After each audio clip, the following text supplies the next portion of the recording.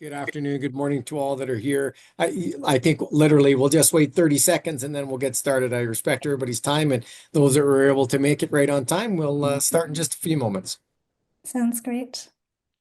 Maybe I'll just take a moment to say pour ceux qui préfèrent suivre en français, cette session a un logiciel que ma collègue Annabelle va mettre. On va parler en anglais, mais il va y avoir une transcription en français. Vous pouvez demander vos questions et donner vos réponses en français. Ça nous fera plaisir de faire de notre mieux. Ça me fait bien de pratiquer aussi. Alors, merci à vous tous et puis on va commencer bientôt. Okay, Chief McMullen, you get to tell us when we start. We are ready to go, Tina. Okay. So whenever you and the team want to put up the slides, we will get started. Excellent. Well, again, thank you so much and good afternoon. I believe good morning to most is over, except for maybe one province left, but good afternoon to the rest. Bonjour et tous. Welcome one and all to the CAFC's conversation on the tariffs discussion with industry. For those that I've yet had the privilege of meeting, my name is Ken McMullen. I'm the fire chief in Red Deer, Alberta, as well as your elected president of the Canadian Association of Fire Chiefs.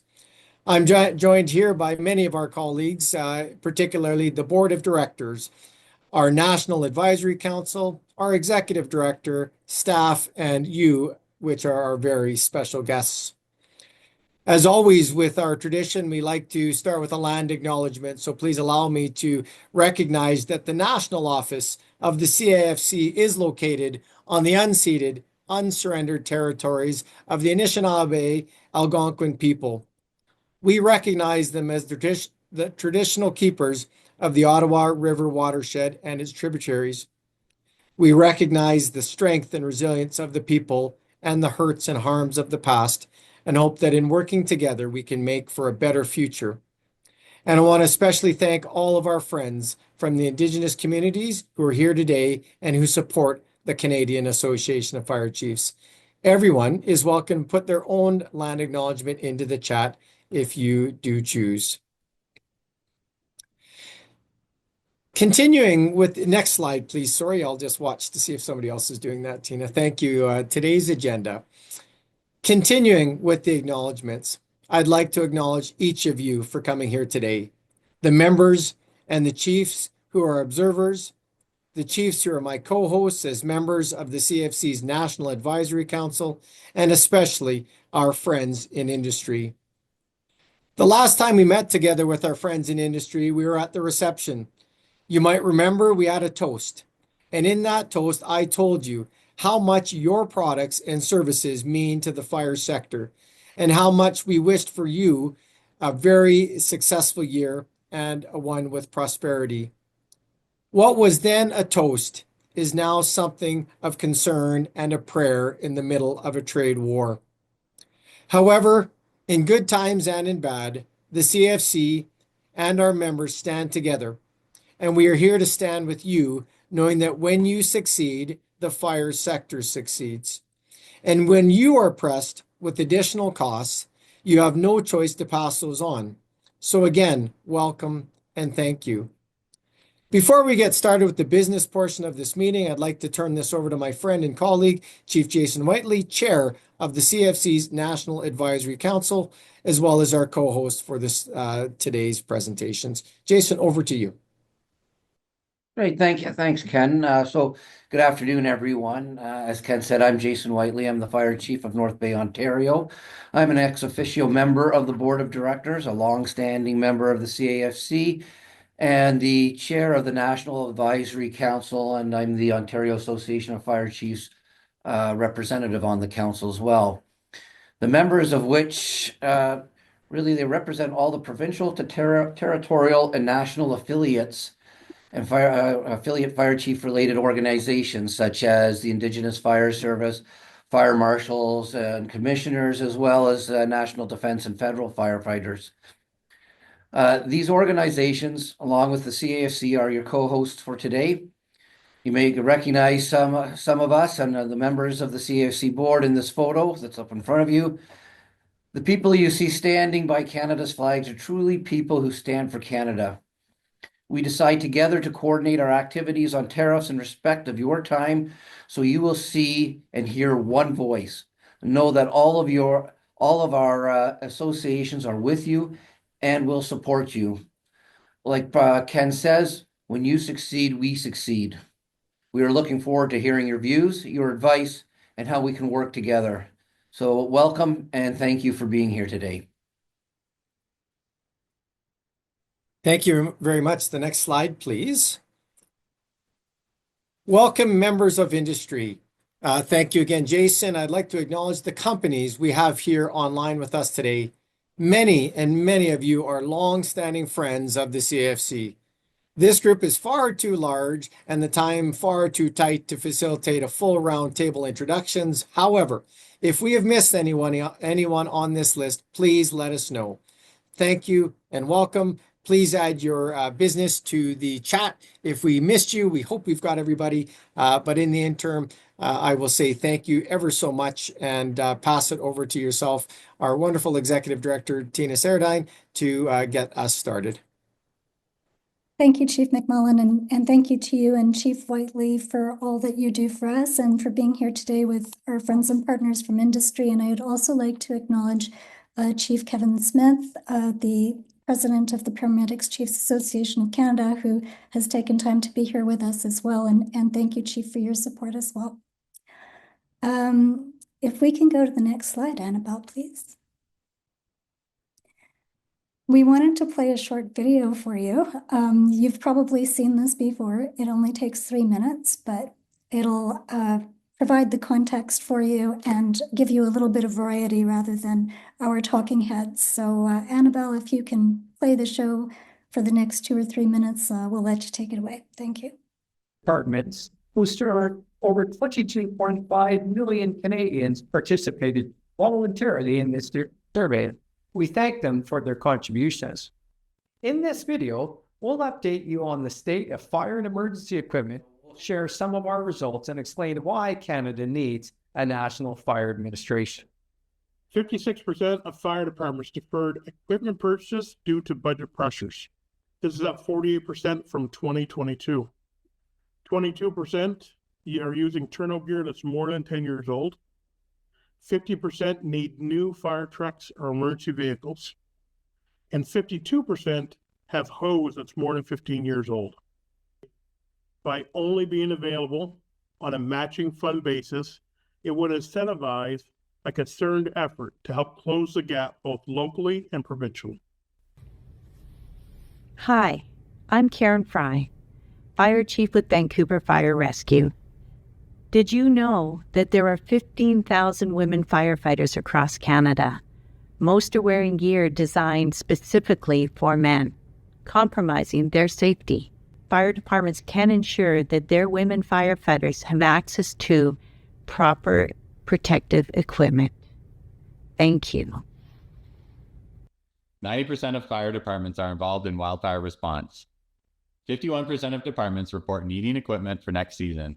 Only 18% received wildfire equipment funding from the federal funding to provinces, likely intended for wildland agencies. Could help ensure wildfire season readiness. Le mois prochain est le mois de la sensibilisation au cancer des pompiers. 18% des services incendies n'avaient aucun endroit où décontaminer leur tenue. 20% utilisaient des équipements vieux de plus de 10 ans. Cela permettra d'optimiser le 12,9 millions de dollars investis dans la lutte contre le cancer des pompiers. 47% of fire departments are concerned about losing their fire protection rating, which influences home insurance rates due to old equipment. Will help keep insurance rates down and enable better response. It is not the federal government's job to buy equipment for local fire departments, but it is its job to keep Canada thriving. A renewed investment in fire and emergency equipment setup as a matching fund with new net money would stimulate the investment needed to restore Canada's aging cache of equipment.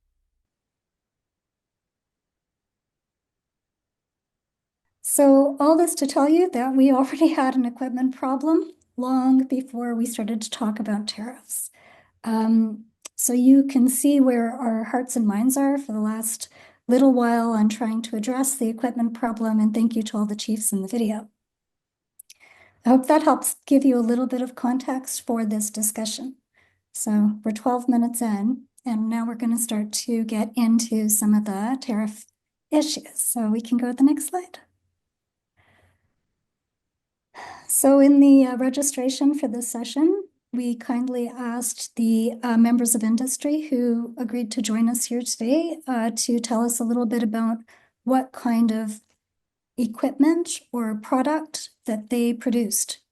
So here's a list. There's many groups that do any one of these bullets. And so we just wanted to give people a sense that we're not talking about just trucks, and we're not just talking about gear. We're talking about many different items. Next slide, please. Before the session, I asked the board members if they would show me their inventory lists of equipment and the products that they ordered. And I kid you not, even though it is easy to talk about thousands of things, there were thousands of items on these inventory lists. And here you have, fire protection products, 38,953. That doesn't apply here in Canada. This is from the Big Red Guide. But you can see that there are a lot of products. Next slide, please. So given that we are talking about a very large number of products, and some of you from industry will have inputs to your products that also have tariffs, and understanding that CFC is not an expert in these types of issues, we thought we would begin the conversation by asking those members from industry if you would be willing to tell us about what your understanding of the tariffs or counter tariffs is and how you will be impacted by these policies. Now, I know many of you are no strangers to large groups, so if you would like to raise your hand to speak, you will find a reaction button at the black bottom of your screen. It's a little heart, and then within the heart, you'll have a pop-up and have hands. So hopefully some of you will raise your hands and speak up. But if you don't want to speak because we are a large group, we also have a Menti option. So if you have your smartphone, you can put in the code. I'm not seeing anything, Annabelle, on your screen yet, but you can put the code that Annabelle will put up for you. And there's Rick, who will start the discussion off for us. So Rick, over to you. Welcome. Sure. Yes, Rick Suchet, Fortier Fire Trucks. In the last 2 weeks or last month, we have seen extraordinary price increases from all the fire suppliers of the U.S. Generally, we had 3 to 6% price increases at the beginning of the year, which we basically had put into our pricing. But over the last month, we're seeing anywhere from 8 to 20% additional price increases due to the steel and aluminum tariffs. That's got nothing to do with vehicle tariffs. That's strictly on steel and aluminum tariffs. Our impression from our broker is the automobile tariffs that are going to come on the 2nd will be on cars and light trucks. Hopefully, it's not going to be on heavy or medium trucks. We've already seen some of our medium truck suppliers giving us tariff surcharges of $3,500 on a chassis for the first quarter, saying it could be more in the second quarter. The custom chassis manufacturers are saying they're looking at it. They haven't given us any tariff increases yet, but we expect to see them. Thanks very much, Rick. It's very helpful to start the conversation. So Rick probably summarized a lot of what you're experiencing. Would anybody like to add to that? I see there's a comment in the Menti, increased costs. Is that the common experience, or is there anything people would like to add? Marcel? So to add on what Rick was saying, there's some hidden costs as well. The aluminum and the metal. So I deal with fire hose. Fire hose itself, the HS numbers on it don't work out to a current tax. But when you look at the couplings that get added afterwards, there's hidden taxes. And the cost of items goes up on the aluminum quite high. And so now couplings start driving the costs. And because I'm dealing with Americans already, the Canada US dollar parity also enters into it. So that we were able to manage, but even with the small amount of aluminum in a coupling, it does drive that price up. And it's unbalanced for hose manufacturers, because there isn't enough hose manufacturers to supply all the hose that's needed in Canada. Thanks very much, Marcel. Very helpful additions. Annabelle, actually, could you stop sharing screen so that everyone can see each other? Yeah, thank you. I believe, Rob, your hand was up next.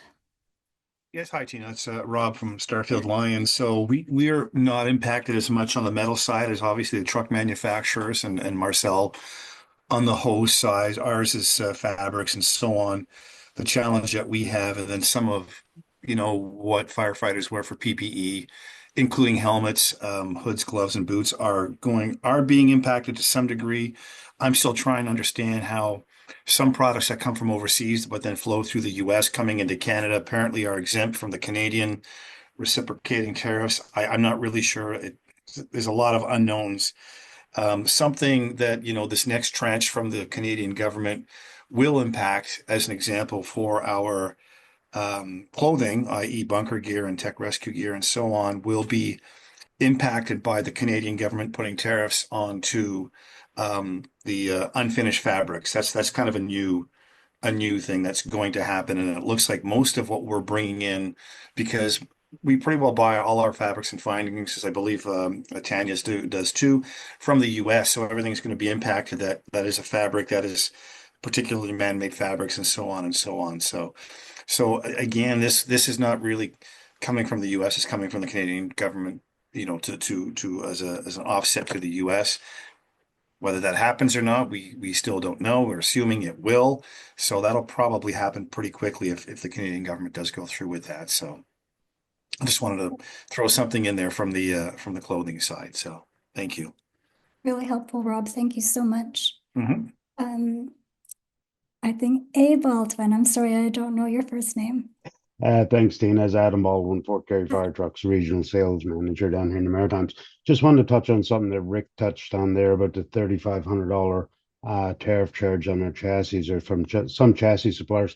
That's actually $3,500 US, not $3,500 Canadian. So, I mean, you're talking up in the $500 to $5,500 Canadian dollars. And thanks, everybody, for facilitating the meeting.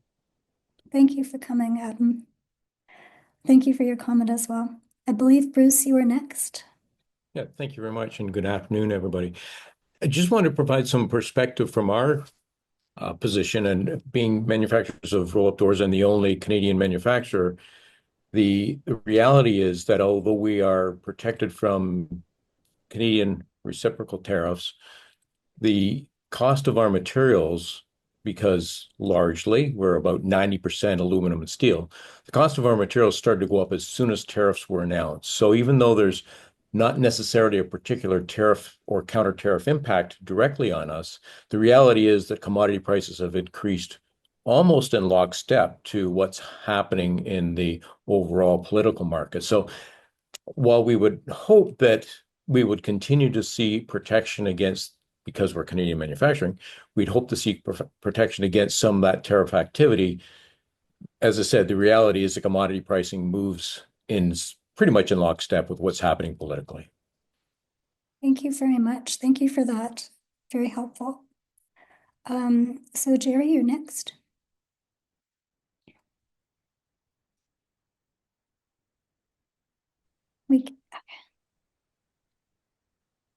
Hi there, it's Jerry Van Hout from Daniels, Canada. And sorry about that. I'm actually working off of mobile because of the ice storm.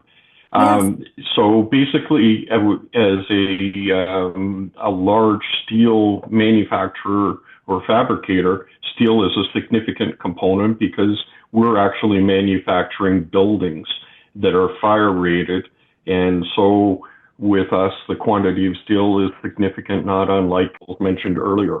Additionally, because we're dealing with approved safety accessories and devices that are procured, and certainly these have to meet specific Canadian requirements and the requirements of the chiefs themselves, then they aren't readily, they're not commodities, so that they're not readily substituted. And so we may be forced or held to specific manufacturers. Excuse me? Our apologies. It was just some noise in the background. Our apologies. Please continue. Yeah, no problem. So we may be restricted and unable to substitute for manufacturers U.S. side because of availability and specific safety requirements. What I will say on our side as a measure is we don't expect our clients to shoulder the entire burden of impacts where tariffs may be applicable. We are in fact in a cost sharing because our priority is the safety of our communities.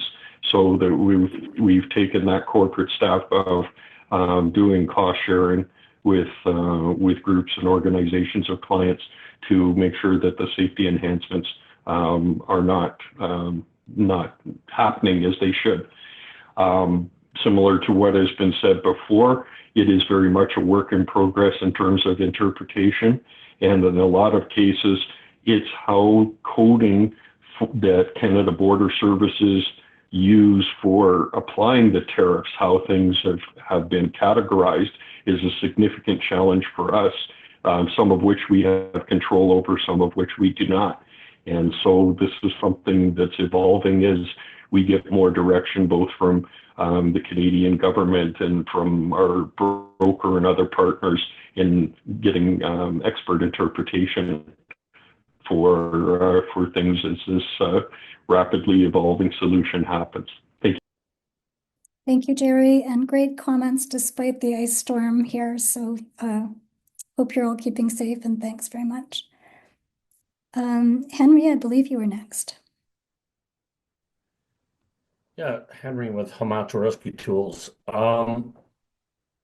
As me as the Canadian sales manager and my distributors into Canada, which I'm from Canada as well, it's what's being really tough to have clarity is the HS codes. I agree with Jerry that we at Hamato aren't just a rescue tool builder. We build different products in rescue, and some of those HS codes are hard for our dealers to be able to anticipate what their real costs are going to be.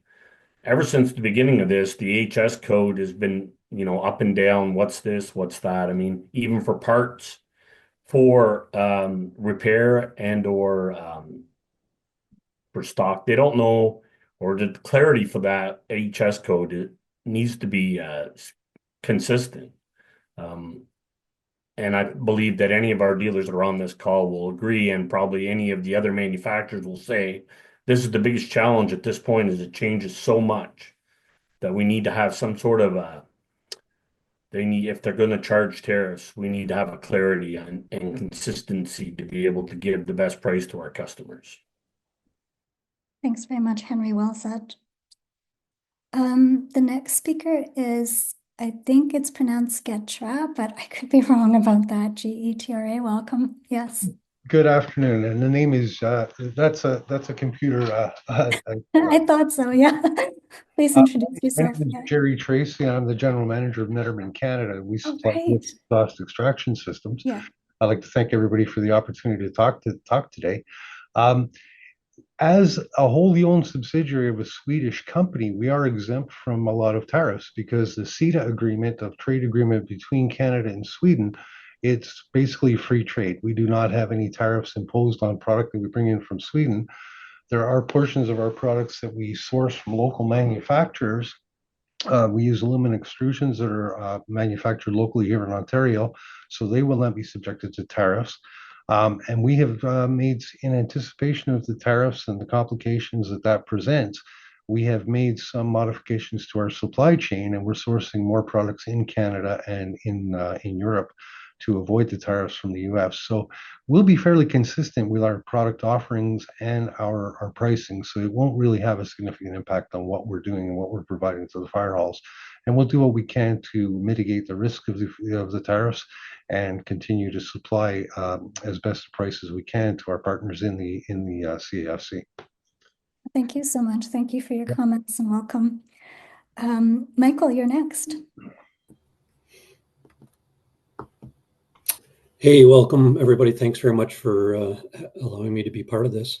I just wanted to say that, as all my esteemed colleagues have just described, it's a very complex environment and constantly moving. So I constantly get asked by our customers, what does this mean? And I'll say it all depends, right? So, my advice, my company Motorola Solutions Canada, we do manufacturing in Canada, but we manufacture elsewhere as well. Many of the components, digital vehicle repeaters that are used by many of the fire companies around Canada are made in Vaughan, Ontario, right? So some of the solutions will not be impacted at all.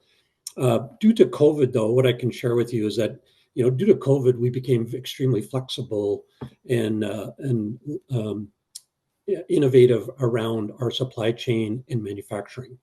So my best advice to the CAFC is that just give us as much time as you can possibly provide to us and let us deal with the problem. And because we have levers we can pull, but the more time, the better. So because this issue will constantly change, and we have people that are meeting daily to try and figure out how can we get around and move and make the best situation possible for our customers. So that's my advice for the team. Thank you. Thank you, Michael. That's very reassuring. Thank you. Okay, I think we have taken all of the comments, and I know some of you have put it in the Menti as well.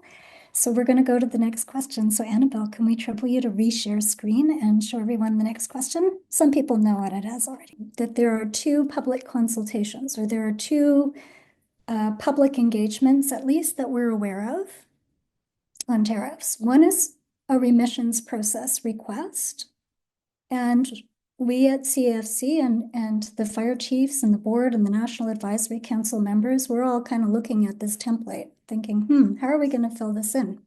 So what are they asking us about? They're asking us about our company operations. Okay, that's easy enough. But then a detailed description of the goods on which remission is sought and the 8-digit tariff number, and then the volume and value and so on and so forth. And Annabelle, if you can just show people the next slide briefly, and the next slide briefly. What I've done, for those of you that are familiar with this, is just copy and paste the questions that they're asking in this remission process application. So we have a couple of questions for our friends in industry about this. If you can go to the next slide. The question is, have you applied to the remissions process? And if so, what tariff items did you reference? Did you have like a dozen tariff items or some? And then if you have responded, can you share? And we don't want anyone sharing anything confidential, proprietary, any business information. No, that's not what we're asking.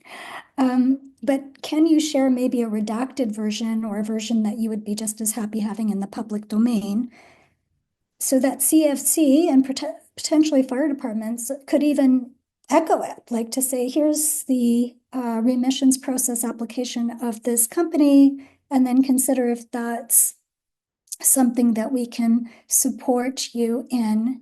And we're going to ask you, you don't have to do it at this moment immediately. We're going to actually ask you if you could provide, like, yes or no, we applied or we didn't apply, and what the tariff numbers were. If you could put them in that Google Shared Doc, just so that we can get a better handle on how to have this conversation. So I know it's sort of not the best question for discussion, but are there any comments that anybody would like to offer about the remissions process, and whether or not they put in an application, and anything you noticed or want to share about it? you can feel free to put your hands up.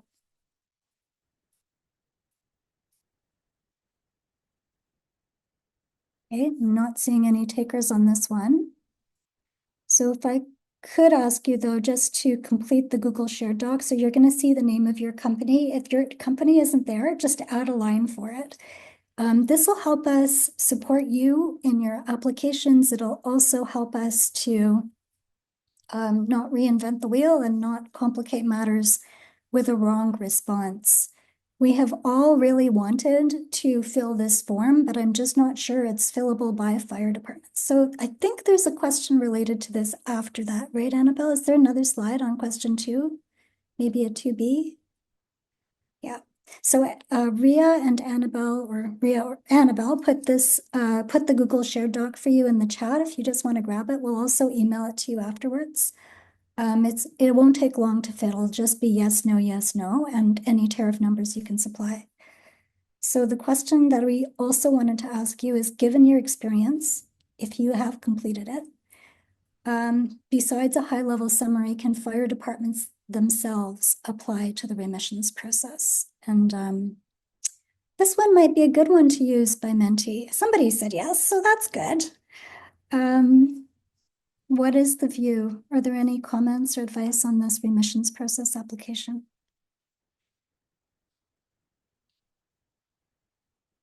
It might have been a good idea to have a Menti with have you actually applied to it. I suspect some of you have. So, okay. Questions or comments on that? Okay, let's go to the next question. So the second consultation is also it's not the tariff application, but it does ask a few questions. It is short in some ways, and in some ways it's long. So it asks, what is your overall position on the proposed tariff approach in this consultation? So there is a description of the approach, which many of our friends in industry are probably very familiar with. Do you support the proposed rate? Share your reasons. And then it goes on to ask about the particular products.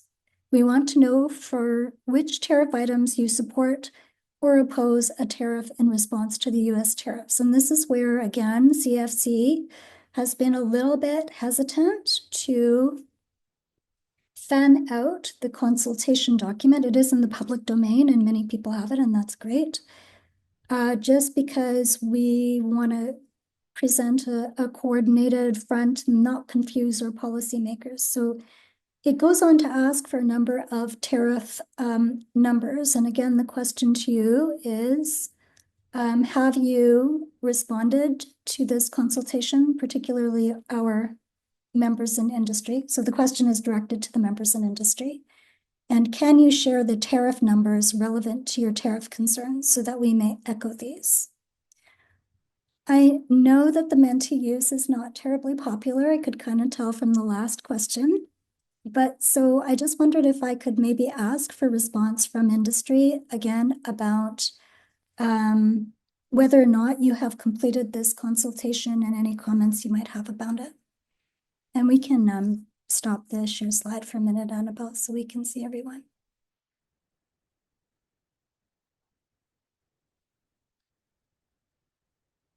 Any experience or advice with either the remissions process consultation or the tariff consultation?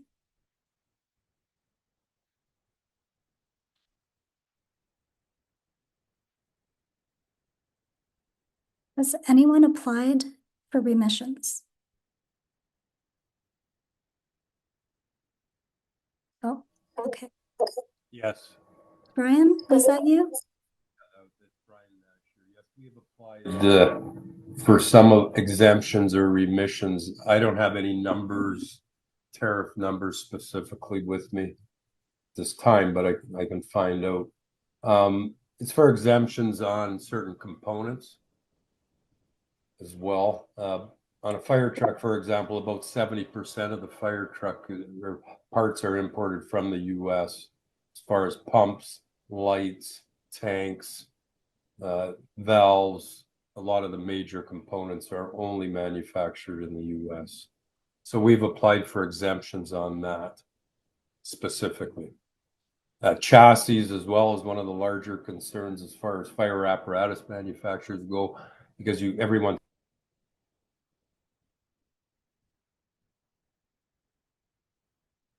Brian, I think we just lost you. Is it?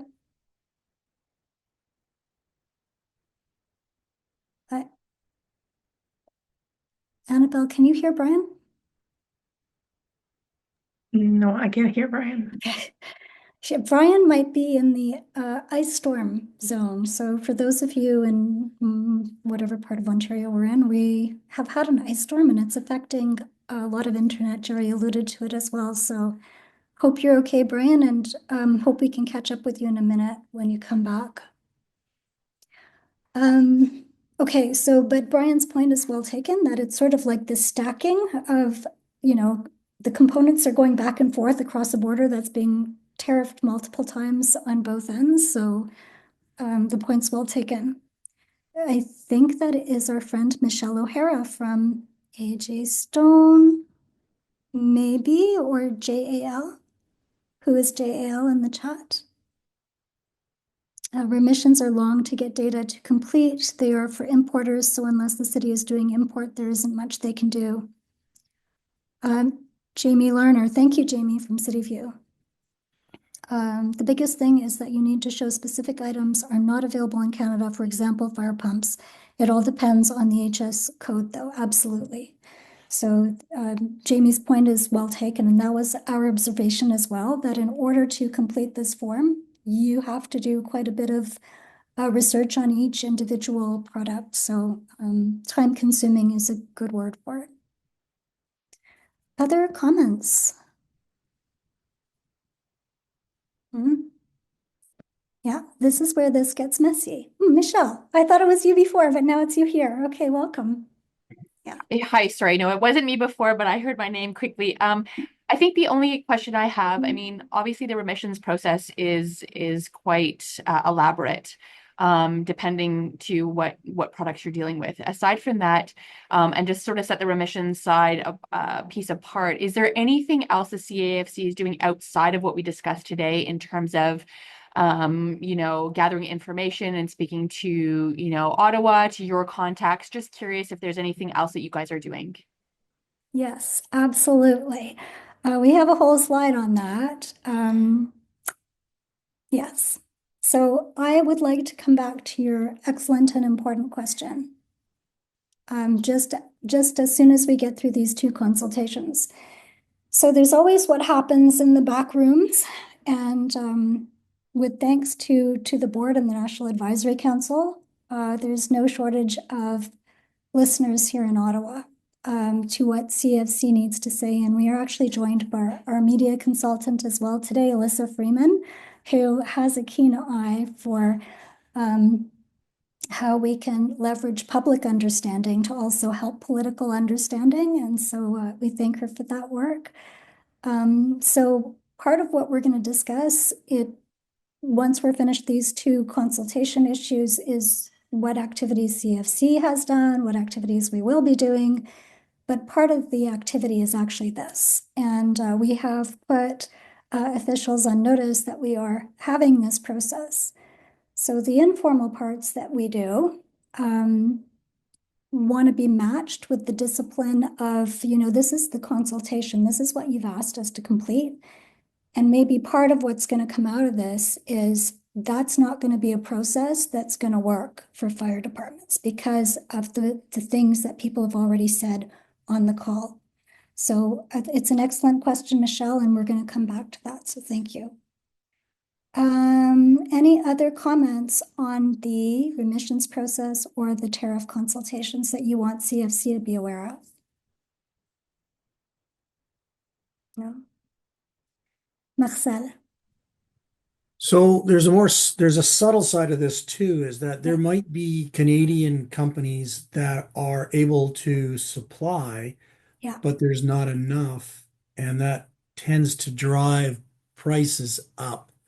and isolate other competition, creating, a one-sided system. And to answer the questions, because I did read them, I was going over them. It seems like it's unbalanced, like it doesn't address the subtleties of marketplace. So Yeah. Thank you. Thank you, Marcel. Well said. So there's a lot of these things that we think. And so just hearing them from this group, because you're closer to it, is really helpful. And it's part of ensuring that we're giving sound advice. So this is a really helpful part of the process, and will lead into the other types of activities that CFC can take on, the types that Michelle asked about. So thank you, Marcel, for that. Anything else before we go on to the next questions? Okay, all right. So Annabelle, where are we in the slide deck? Do we have anything in the Menti that you've noticed that you want to share, or is it pretty quiet in the Menti? Okay, so I think some of you have answered this question. I know Michael did earlier. So is there any advice to fire departments on what should be done about orders? Oh, sorry, this is a slightly different question. I forgot.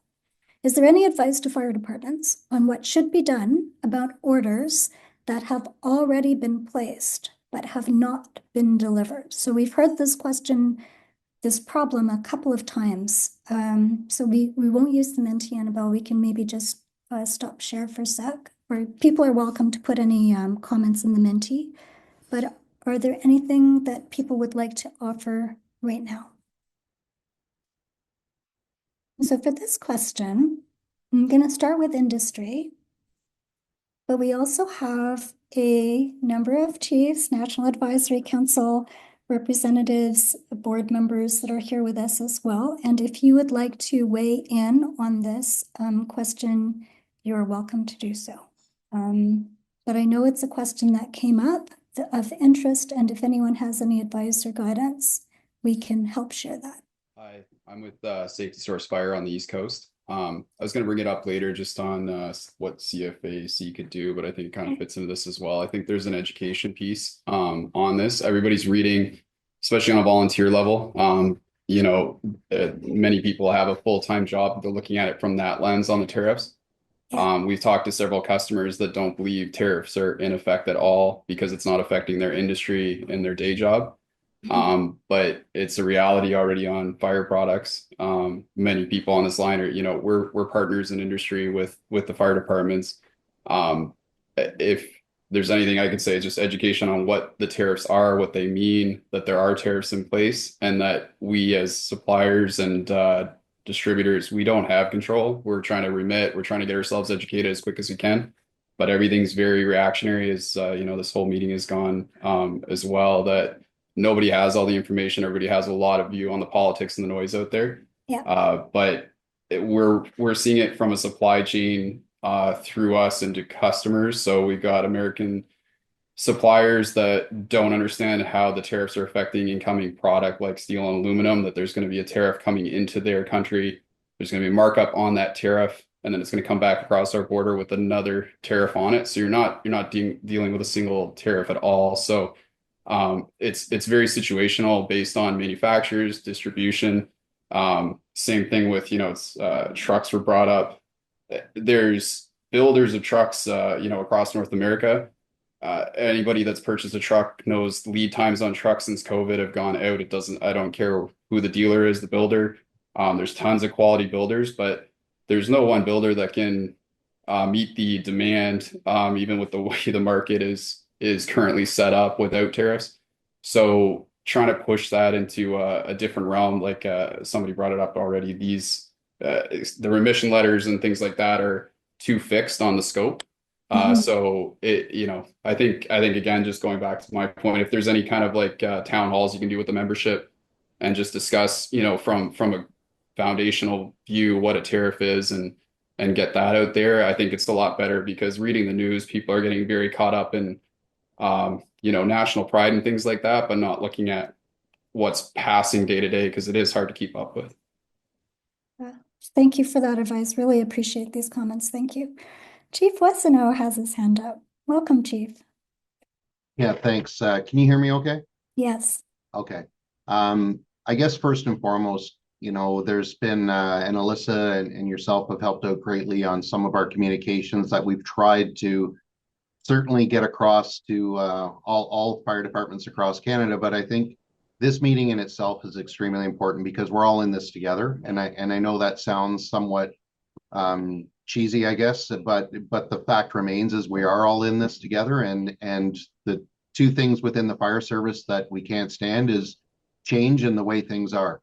So we're all going to have to deal with some very unique situations coming forward. And I guess, just to speak to that Team Canada approach is that we will get through this together. And, this is going to be an ebb and flow process. And, hopefully, brighter minds, come to the forefront and in the absence thereof, we'll just have to do the very best we can with what cards were dealt. And I just think that from a CAFC perspective, we are representing everyone. So to the last speaker's point is, whether it be volunteer, fire service, composite, or the largest career departments, we're all facing things on a different size, scale, and scope, but it's all the same issues that are facing all of us because fire service is fire service. So I just, from a chief's perspective, this is unknown or unique territory, as I could suggest, and bigger doesn't mean easier by any means. I certainly I've been a chief of a small volunteer department and then now of a large urban department, and the situations are not any easier. So we're going to certainly deal with things as they come, but I can tell you from a board perspective, our president is working extremely hard, and as is our executive director, and we are working really, really hard with the NAC because the provinces from coast to coast to coast, every issue is both unique but somewhat the same as we go across Canada. So just wanted to mention that from a chief perspective. Thanks very much, Chief Boissonnault, and thanks for all the work that you are doing on the board, both of the CFC and on the board of the OAFC as well. So thank you to you and to all the board members and the NAC members. Okay, are there other comments before we go to the next question, which I think we're already kind of covering, because a lot of this is advice to CFC, so it's the lead up to Michelle's question, what else is CFC doing? So we're going to get there, but like Chief Boissonnault and Chief McMullen and Chief Whiteley said, we wanted to talk to you. We wanted to hear what this feels like and looks like from your perspective, because otherwise, like Jamie said, it can be getting carried away with the politics and the news and the changes. So really trying to keep it as objective as possible. So your point's well taken, Jamie. Thank you for that. So Annabelle, do we have any more questions? That I think the last question was just about advice. So this one is advice to fire departments. So Jamie has already said, have a letter available for chiefs to present to their council. Typically, they don't understand the realities of price fluctuation with surcharges from industry. I will also add that CFC has been in touch with the Federation of Canadian Municipalities. These are the mayors from across the country, really, really organized and lovely association, and they've been very active on this file. I think at least some of them will understand these issues. And they have also been staunch supporters of the CFC's request for a fund to reinvigorate investment in fire and emergency equipment. So I very much agree with what Jamie's saying. I just wanted to add that there is that awareness as well from the Federation of Canadian Municipalities. Marcel, you've got a new hand up. Yeah, I'm sorry to be speaking so much. But no, please don't apologize. So one of the things that has come to my attention, I work with a lot of distributors across Canada where a few areas, regional places that do purchasing through the municipal level also do a lot of purchasing through a common purchaser for that municipal identity, that city, where there's sort of a blanket statement that I heard that they would try to stop any purchasing that's in the works. So it's already been purchased, been accepted by the fire department. They've got their budget, they've put it through, and now the purchasers are pushing back saying you really only have to buy, you should be buying Canadian only. The problem is that now the whole process kind of gets gummed up in the works because the evaluation process of the product, how it works with the product that they're already in the fire department, the continuation of product moving in that direction. And so I have seen where that's been reversed, but just that kind of knee-jerk reaction, which is kind of like marketplace, where, hey, let's buy our fruit and vegetables from someplace else, doesn't quite factor into some more sophisticated manufactured products that have a longer duration to market. So that by like an outside party to the fire department, because they do, purchase through that budget system of a city or a district. So that has entered in. So I would caution just blanket statements for something that was actually had a very sophisticated buying process, just because it has the wrong company of origin or country of origin on it. Thank you, Marcel. Duly noted. Rob. Hi again, Tina. Further to what Marcel's talking about, the city councils, the CAOs might not understand when you're dealing with a fire service, you're dealing primarily with NFPA certified products. And the process to manufacture NFPA certified products is not quick and easy. You can't just say tomorrow I'm going to produce this NFPA certified product and bingo, it's done. It takes time to source those products. Then that product or the individual components have to be certified to some NFPA standard. And then there's the manufacturing process, the ISO certification. So, I think there's 5 or 6 manufacturers in Canada that produce product for the fire service. Is extremely limited. And you're not going to pull out of air brand new manufacturers tomorrow or even 6 months down the road. It's a minimum year to 2-year process for that to happen. And by that time, this whole thing might have been blown over, so to speak. So there's extreme limitations on what or who you can draw upon for NFPA certified products. And that probably applies to most of the people in this room here, right? So the other comment too, I think, when advice for fire departments is building some trust between the vendors and the buyers, so that everybody understands if a vendor comes and says, this product has jumped in price, and here is your increase, so to speak, but to be able to justify that and show some transparency, here's the HS codes, or here's what went back and forth across the border maybe 2 or 3 times, to be able to support that. Rather than the buyers saying, well, we're not going to accept any price increases, because that's just not tenable. Because whoever they're going to go to, if they're going to be facing the same issue with a price increase. But for vendors to do their part, talking about what Chief Busino was saying, that we're working together as a team. And I think that's a big part of it, is to have that transparency from the vendors to say, your price on this product is going up by this much, and here is why. It's a reciprocal tariff, it's this HS code, or it's moving this metal back and forth 2 or 3 times. I think the more transparency that we can provide as vendors is going to help your not only the fire departments, but the buyers and the purchasing departments and the CAOs, so that everybody can understand everything. That takes an awful lot of work, but I think it's the right thing to do, and the good vendors are going to want to do that and support their increases properly. So there's no ambiguity, because that ambiguity is going to cause an awful lot of negative attention down the road, I believe. So just talking about some different advice. That was my opinion there. Thank you. Yeah, really appreciated, Rob, and kindred spirits for sure. Thank you. Absolutely. Jerry, please. I appreciate Rob's comments, particularly because he identified very clearly we have very stringent NFPA, CSA, UL, FM Global, a variety of other authorities that will weigh in on our products.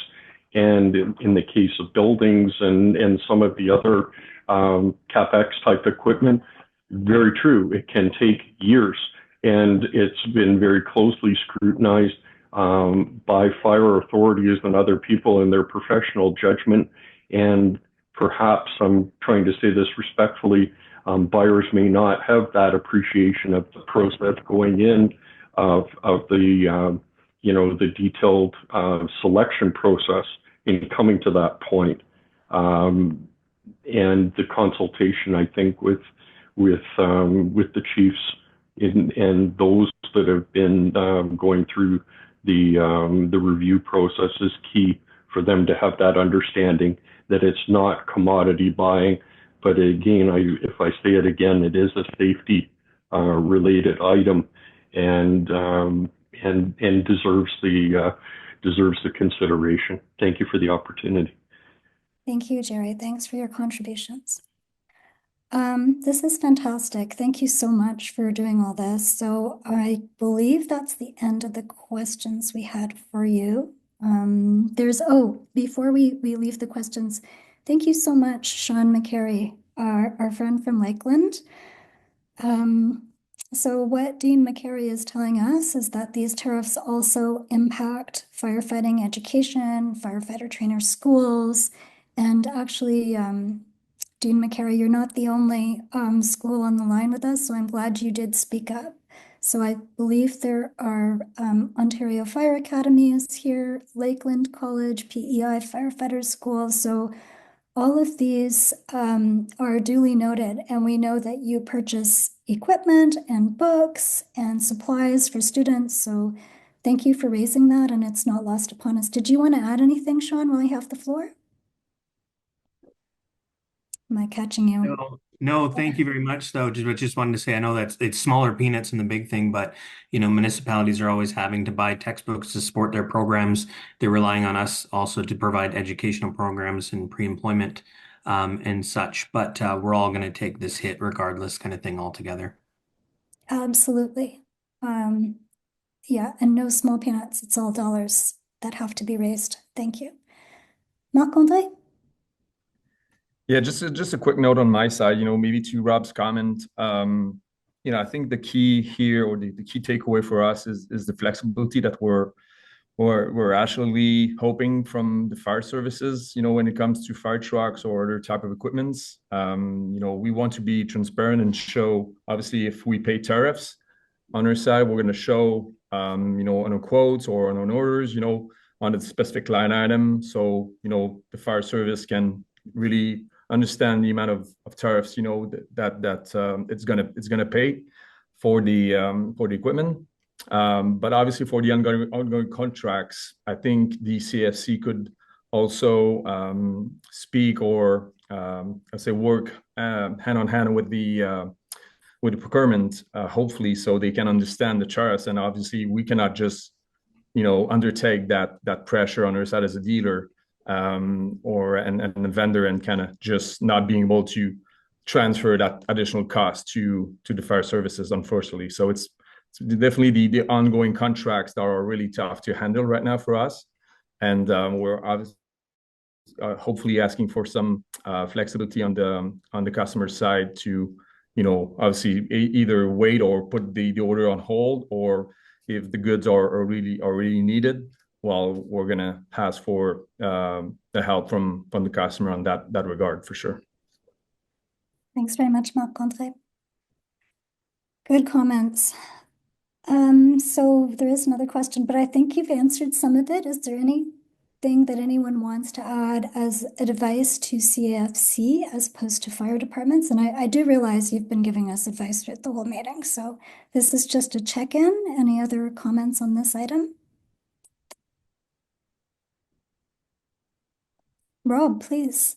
Thank you again, Tina. I think ultimately, when Canada's putting these reciprocal tariffs on products coming in from the States, I think a place where the CAFC could have a real impact is helping the federal government to understand, the limitations of those products produced in Canada.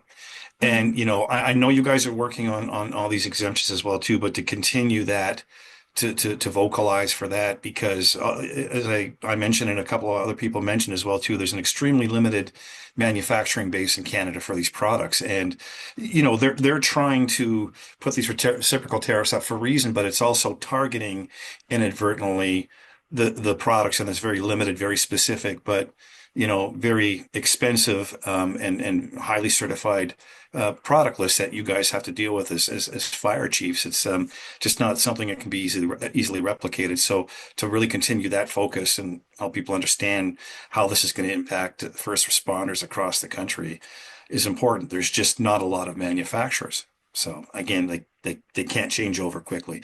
That I think would be a real ongoing benefit. And another comment too that was brought up this afternoon at a separate meeting too, Tina. I'm just going to throw this out since I have the floor, if you don't mind. Is in a potential future, whatever happens with these tariffs, there may come a day when things are pulled, the tariffs are pulled, right?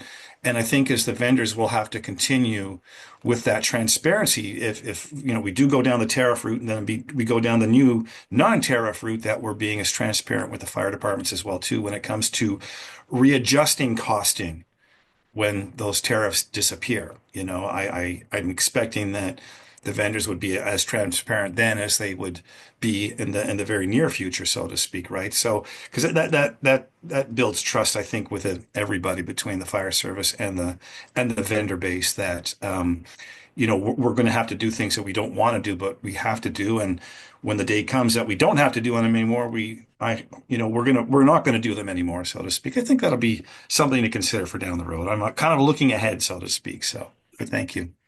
Yeah, happier days ahead. Thank you for that. Thanks, Rob.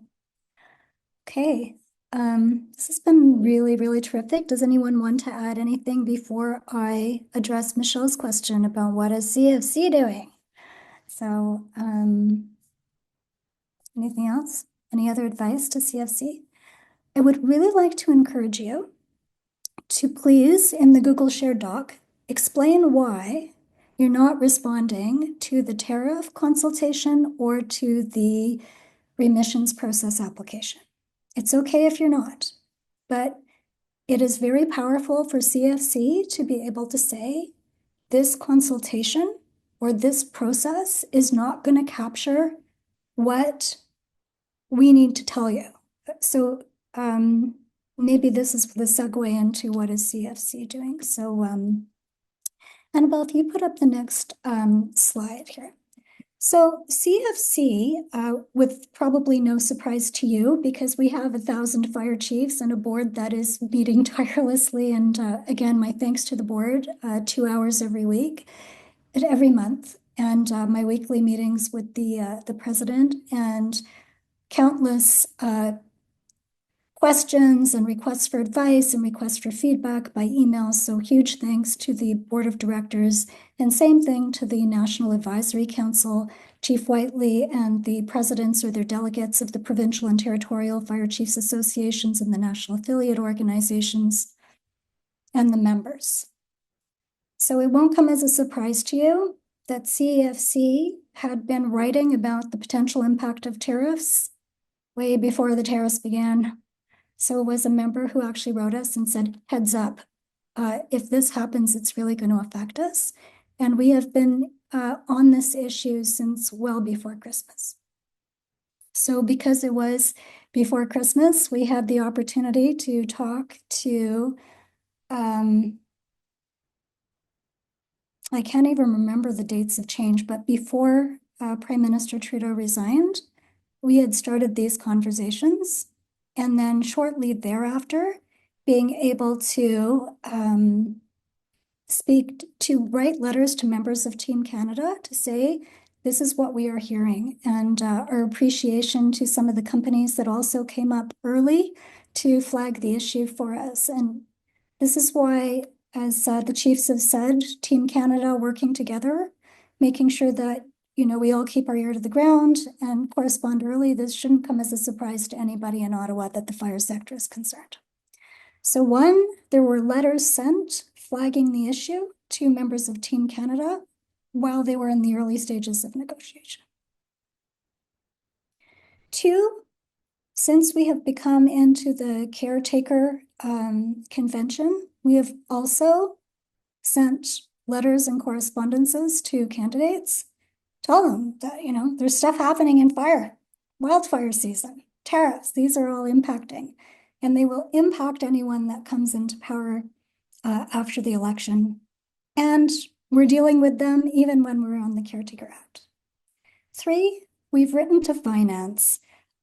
We have sort of alerted them to the fact that we're not fully understanding how we're supposed to give feedback into the remissions and tariff consultations. If any of you have written them, you're going to notice that they have very clear instructions.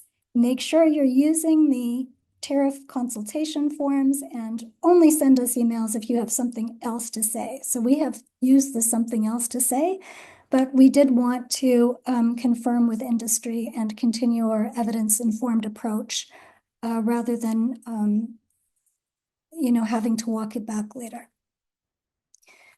And importantly, the chiefs, with thanks to the board members, particularly Ken and Paul, who have been front and center, but all of the board members have been involved, and Alyssa Freeman, our media consultant, we have been out in the media.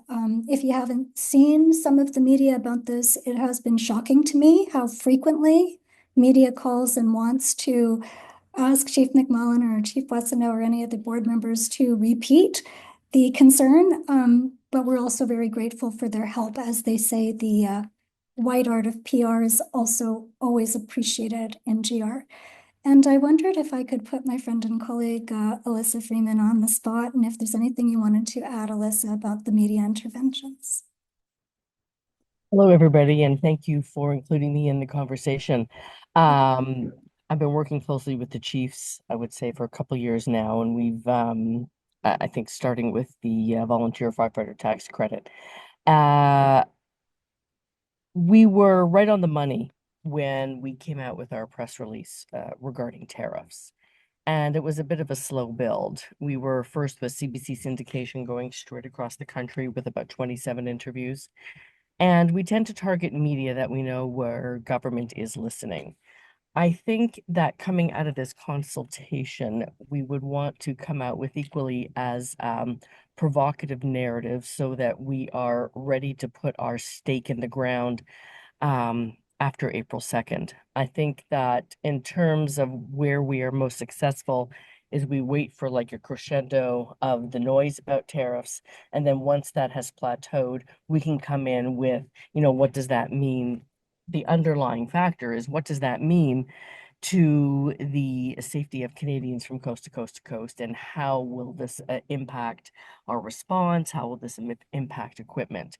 So I think that what we'll try and do over the next few days, Tina, myself, and in consultation with the board, is try to come up with that next narrative that will continue to push our case to the front of the headlines, not just what does that mean for us, but also importantly, what does it mean for Canadians? Because as Tina says, well, she says it's the white art of PR and the black art of GR. I see it as the other way around. However, I think that what we do know is that government responds to media and when things start to bubble at the top. Right now, we're in an election cycle. However, that doesn't mean that we should not still be out there creating noise and trying to get in on the political agendas. So that's very, very high level right now without actually telling you brass tacks. But this is essentially how we start our thinking. Thanks so much, Alyssa, and thanks for all you've been doing.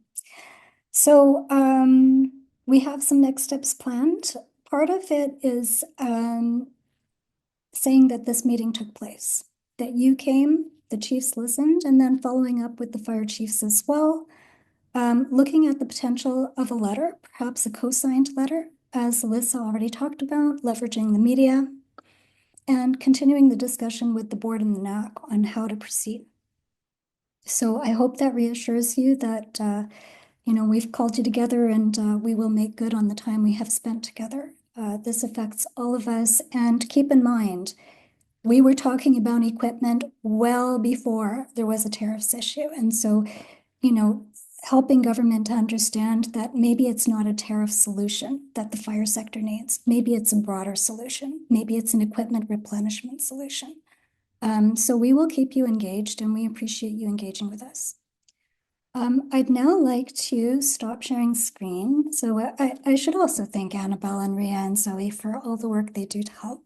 But I would like to go back to members of the board, the National Advisory Council, and the fire chiefs. If anyone would like to say anything based on what you have observed or heard here today. We do have a little bit of time left, and we've reversed the order. Usually it's the fire chiefs that are speaking and others that are observing, but it's always good to try something different as well. So members of the board, National Advisory Council, or chiefs, do you have any comments that you would like to share on your reflections so far? And I believe Chief McMullen may have had to step away for a important issue, so may not be here. Okay. Chief Boissonneau.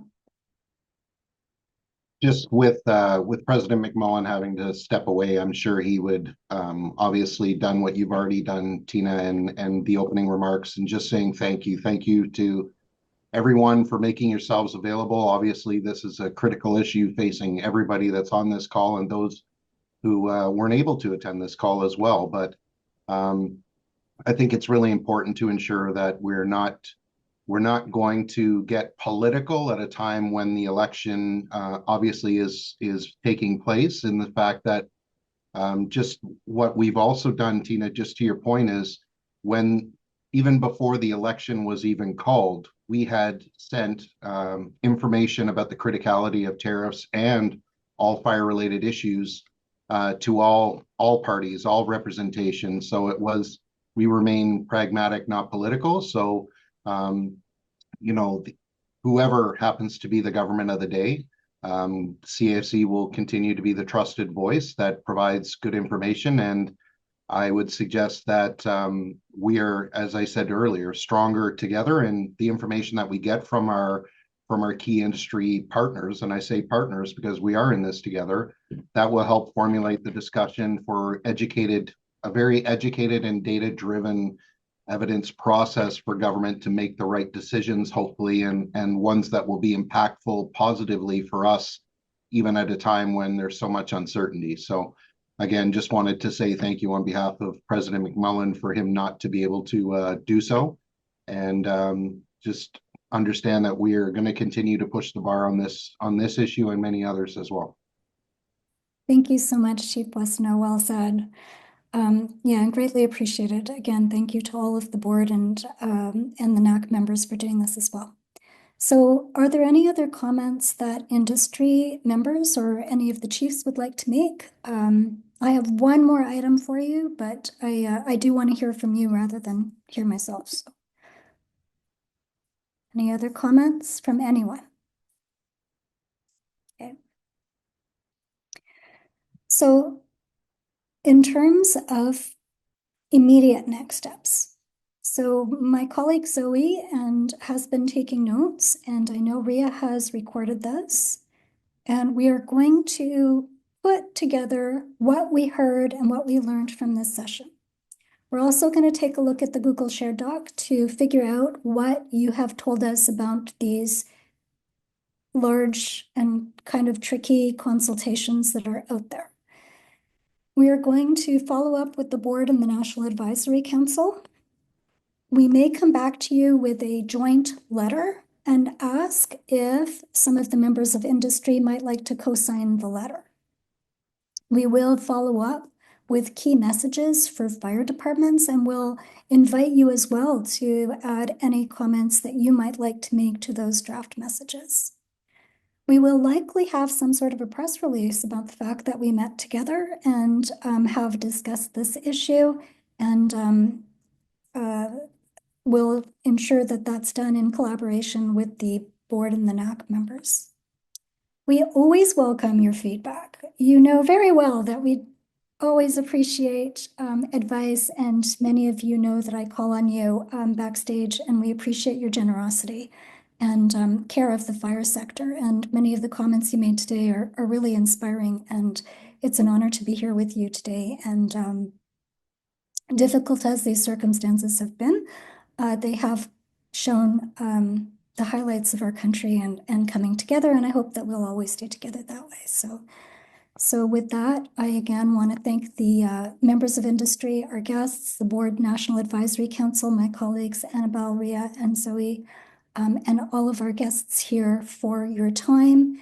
And we're just an email away if you want to get in touch. And with that, we'll wish you a very good afternoon and give you back a few minutes into your day. So thank you again, and please keep in touch. We'll be in touch with you as well. Take care.